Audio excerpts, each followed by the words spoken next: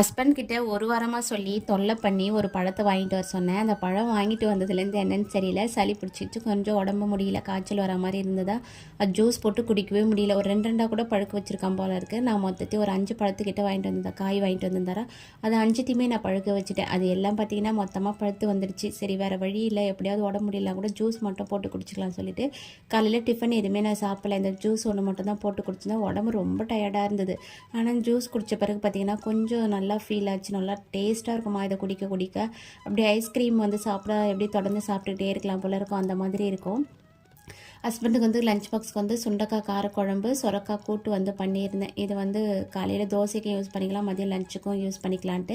Husband வந்து சொரக்காய் கூட்டு வந்து கொஞ்சம் இதுவாக இருக்குது, கொஞ்சம் ஆம்லேட் போட்டு தந்துடு அப்படின்னு சொன்னார். சரி வேறு வழி இல்லை அப்படின்னு சொல்லிட்டு ஆம்லேட் வந்து ஒன்று போட்டு கொடுத்துட்டு வீடு வந்து கொஞ்சம் க்ளீன் பண்ணலான்னு சொல்லிட்டு ஸ்டார்ட் பண்ணியிருந்தேன். உடம்பு முடியல தான், இருந்தாலும் வீடு இந்த மாதிரி இருக்கும்போது தூக்கம் கூட வராது.